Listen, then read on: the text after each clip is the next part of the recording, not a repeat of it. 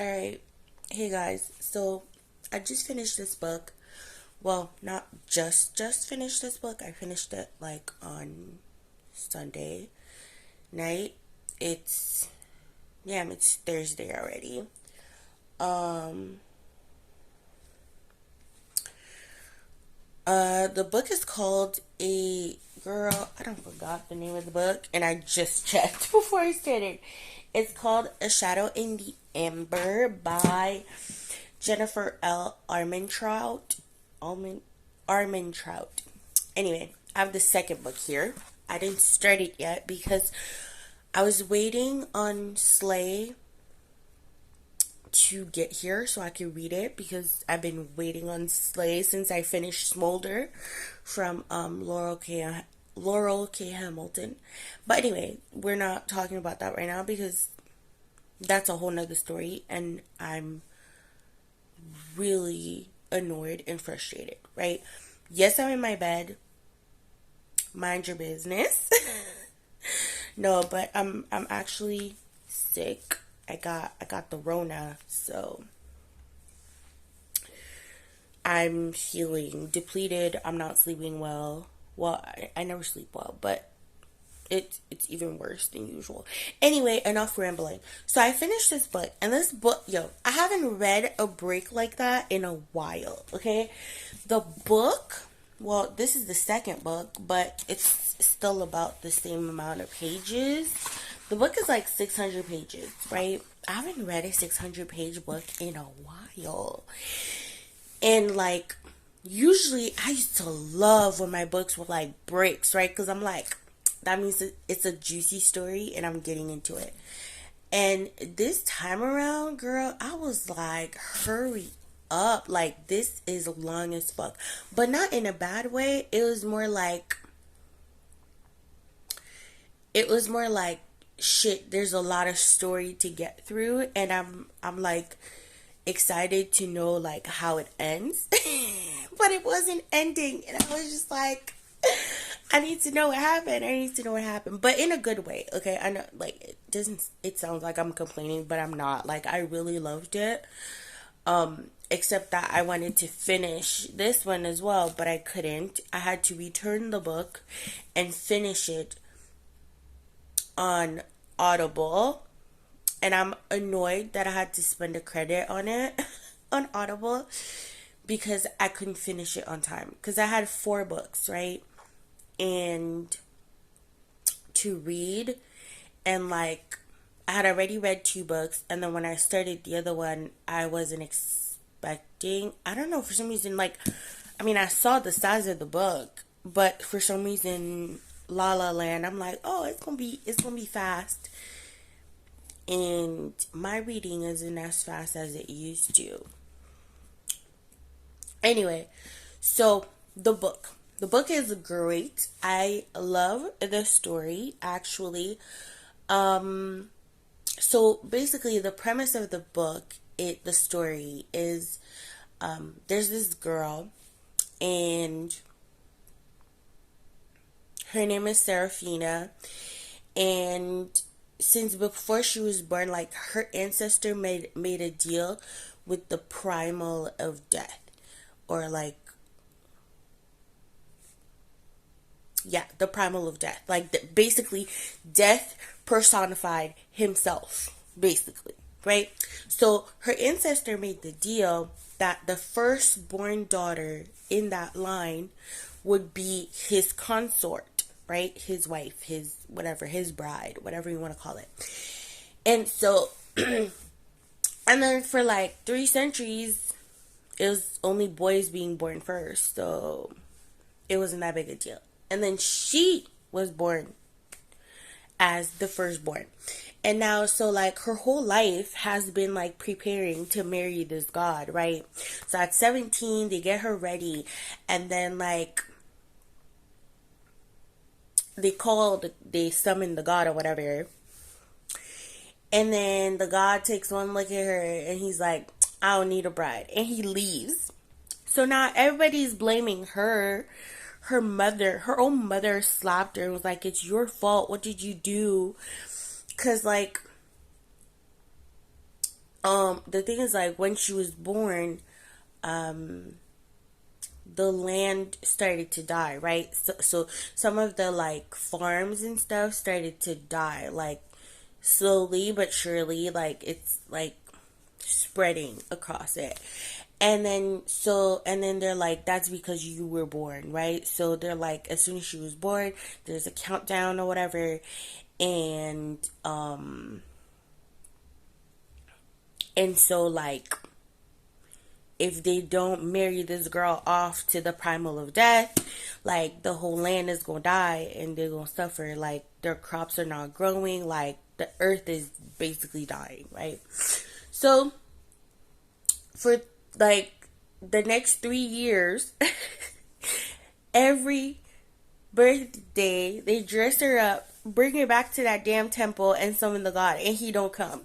he's he's like, I said what I said the first time. Like, I don't know. Like, you think I'm gonna change my mind? I think not. Anyway, so basically that's what happens. So now she's shunned.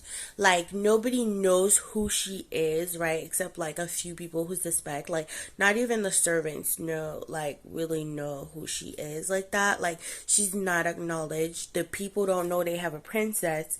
So now she has this step brother and step sister that are the heir. Well, the stepbrother is the heir to the throne, and he's a prick. Anyway, so she goes about her life. They treat her like crap a little bit, like, not the servants, but, like, her mother. They either ignore her, or, like, now she's like, yeah, she's basically kind of shunned, but, like, she's still in the house. So, and she's like, you know what? Like, my whole life, like, I've been preparing for this, and the God don't want me, and my family don't want me. Like, so I'm gonna do me. So she just be sneaking around, doing her own thing, like. And then at some point, while she's stuck around, like, during the day or whatever, well, she ain't stuck around. Like, her mom uses her as, like, an assassin. And then looks down on her. I'm like, are you dumb? Are you dumb? Anyway. Oh, I've been talking for 7 minutes and I didn't even get... Anyway. So, yeah, she had finished killing somebody, whatever. So she's just walking through the streets. Imagine a princess. She has no escort, no nothing. Like, she's just walking. She's like, at this point, she's 20, or she's about to be 20, something like that. No, she's 20. Anyway, girl, and then, so, like, and then she witnesses something, right? And then she meets this god. Come to find out, is the primal of death himself. This man met her. He knows it's her, but he don't say nothing, right? And we get the story from Seraphina's perspective. So, like, she don't know that it's him. She's like, oh, whatever. He's stubborn, he's annoying, but for some reason, they got a little chemistry going on. So we're like, ooh, okay.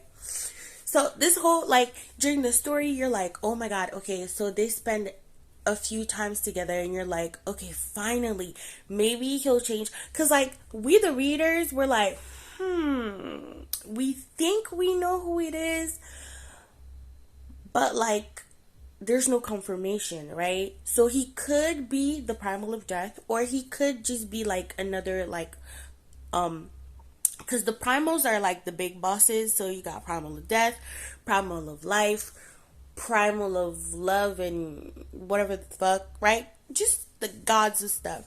But then there are also gods, right? And the gods are, like, lesser beings of power. Like, they're gods, but they're not, like, the primal. The primal is the big boss.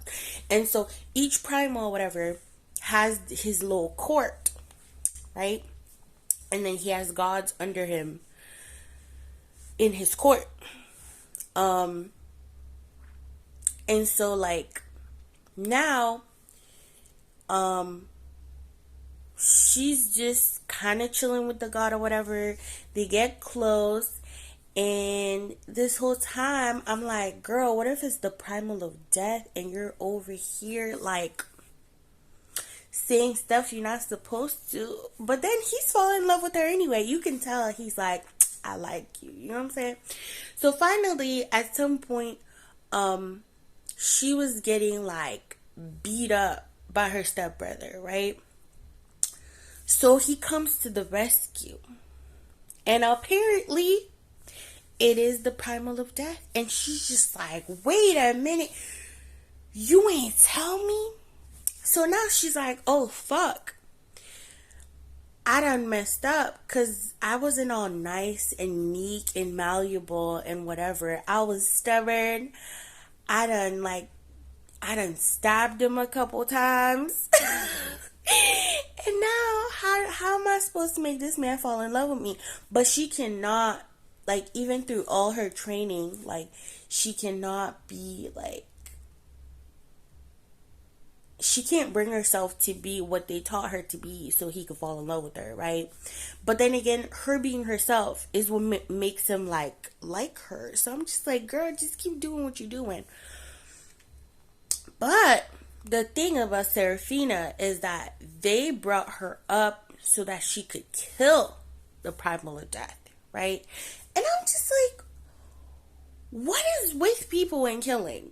Because honestly, I don't understand why she couldn't just be like, yeah, I'm gonna marry him, and then, like, the rot is just gonna stop because I'm gonna marry him, he gonna love me, and he gonna stop the rot. No, they go straight to, ooh, let's kill him so we can stop the rot, because that's the only way to stop the rot. Fucking idiots. So then now she's like, ooh, but I really like him and stuff. Now he brings her to his palace, you know, in Elysium, which is like where the gods live or whatever. And apparently, this god has his own problems, right? Like, the other gods try to bully him too. Because turns out, like, I don't know if this is like a big spoiler. But turns out, I'm going to give y'all a little bit, okay? I'm so sorry. If you want to hear it, don't hear it. But turns out, he ain't the original primal of death who made the deal, okay? He's just the heir. And I'm like, oh, fuck. So now he's just like, well, this is why I didn't want a bride. Because, like, I ain't asked for this. This is not my, like, I didn't make this deal, okay? Yes, I was born when this deal was made, but I wasn't there. Like, that wasn't me. That was my daddy. Turns out the daddy's dead, but, you know, that's another thing. Like, we're not going to get into it because I don't want to spoil it. But anyway, so, like, this whole time, she's like, oh my God, like, like, she doesn't know she's falling in love. She's like, oh, I really like him. And, like, sexually, I want him. And I feel like, you know, like, I want his friendship and all that stuff, right? But she's like, I still gotta kill him because the rot. And I'm like, man, first of all, your people are not even rating you right now. Like, they don't even know you exist. Second of all, why aren't you trying to find another solution than killing him? Like, I'm so confused. This whole time, she's like, I gotta kill him. Oh my God. So, like, I shouldn't learn more about him because, like, I'm liking him too much or whatever. And I'm just like, why don't you just ask him? He a primal of death, ain't he? I mean, he is a primal of death, so you would think, like, his powers lie in death. But, like, he's still a fucking god, right? Like, why aren't you asking him, like, hey, is there something we can do about this rot situation problem thing? Like, you know what I'm saying? Like, do you got friends? Do you got connections that can help us solve this problem? Because, yeah, you say I'm still gonna be your consort in name only, but I'm still gonna be your consort, right? he's gonna present her to the whole, like, to his court, like all the people that are under him. They're gonna have a ceremony and everything. In the meantime, Miss Ma'am got a power, okay? She can raise the dead, bitch. Like, I'm sorry, I'm not calling you that. But she can raise the dead. She started off with little animals, you know? She could feel when someone just dies or whatever. And she feels it in her chest. And then she can raise them. And she, like, literally raise them. They come back to life and they're good to go. Like, no weird, bad consequences happening. Right? So, in the meantime, apparently, because the way she met Ash, which is the primal of death, the way she met him was because she witnessed two gods. They're not primals, they're lesser gods. They had killed a man and they killed a baby.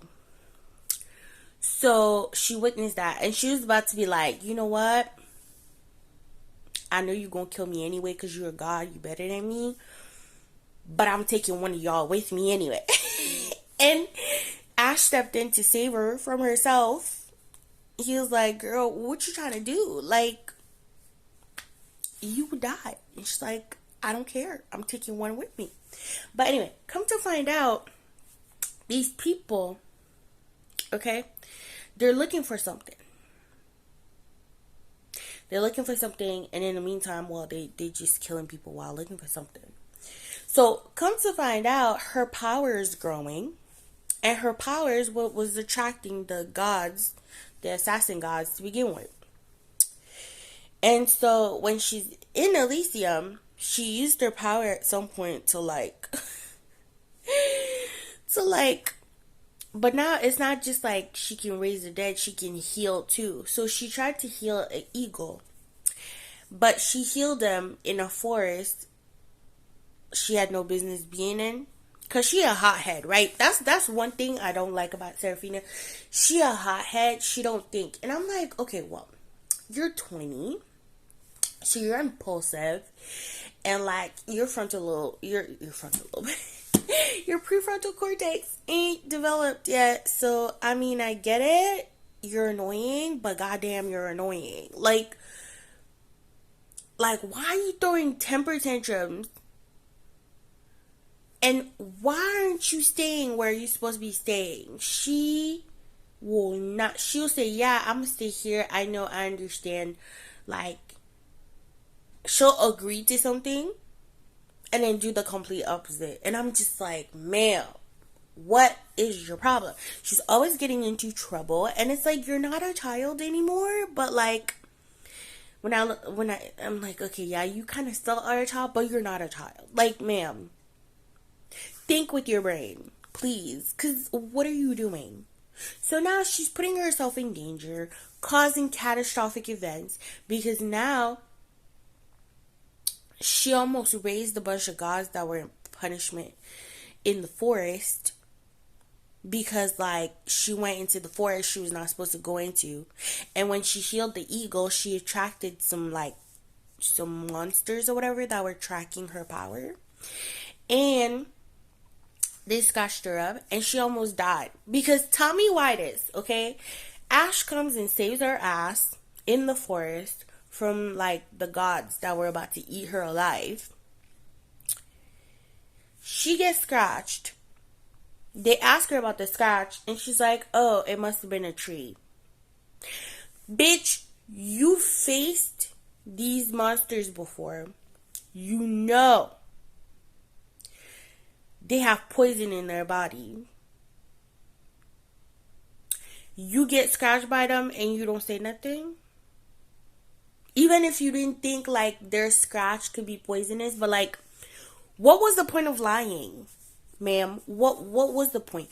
Anyway, all this to say, she's stubborn as fuck. She doesn't listen. She puts herself in impossible situations for no good fucking reason other than she can do it, I guess. Okay? So, yeah, she's annoying as fuck. And she pisses me off. However, I love Ash. He's guarded with reason, because we learned that he's been through some shit. He's been through some shit, right? And like, we learn like how he came to be the primal of death instead of like his daddy being the primal of death, right? And then we learn there's some power struggles going on between the gods and the primals and stuff. And there's one of them that's a bully. Anyway, I don't know if I'm explaining this right, but this story is really interesting. So now we ended the book one. Oh, by the way, in the book, Ash and his friends, the other gods and the people, they find out she was trying to kill him. That didn't end so well. Cause he likes her. And like, imagine you liking someone, like really liking someone, and then you find out they wanted to kill you. Like, and you thought they were your friend, and like, it's like, why didn't you just ask me about the rock? Like, that's what I don't understand. Like, this whole time, she was like, oh, it's a secret. It's a secret. But like, if he's not the one who did it, you realize it's not him who did it. It was his dad. But then you're still like, yeah, I gotta kill him to restore like food to my people. But like, you didn't think, oh, maybe I should ask him about the rot and ask about if there's a way to reverse it. But no, idiot. So they find out, and obviously now they don't trust her anymore. Obviously. And so yeah, I'm not trying to spoil too much, but I mean, I pretty much gave you the gist of the book. So now Ash doesn't trust her, but they're still attracted to each other. They still did a little nasty on the side because they can't help themselves. Sorry. And then,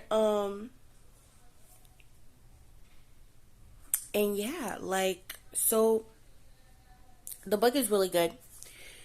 If you like mythology, if you like, oh yeah, there's a big old spoiler that, well, obviously I can't tell you. You gotta read the book to find out.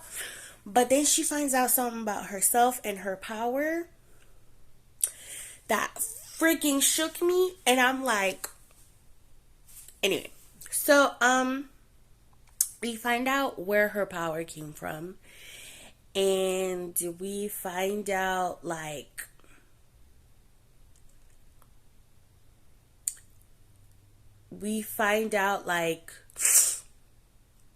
how her destiny and his are like really intertwined or whatever, and how like he's the only one who can kind of save her, but like, will he want to save her? Because you were plotting to kill me, ma'am. You were plotting to kill me. So like, do I really want to save you, or do I want to just let you die? Right? But anyway, I hope I gave you enough of a taste of the book to like actually want to read it, because it's a fantastic book. The world building is good. The only thing I would say that was kind of confusing is that like, it seemed like where they were living, like the world that they were living in, it seemed like there was no electricity or that type of thing, right? However, at some point she mentioned electricity, and it was weird and out of place, because the world that she built, she gave no inkling that there was electricity, or like that it even existed, right? It seemed like set way back in the day. So that was like one of the discrepancies. I was like, oh, that was a little drawing me out of the story a little bit. But other than that, I love the book. I I love the chemistry between the characters. I love the secondary characters. They're really good. Um I really liked it. So yeah, I'm going to start reading the second one because I was waiting for Slay and Slay hasn't been arriving. I've been waiting since Tuesday. It's Thursday now. And like the delivery, what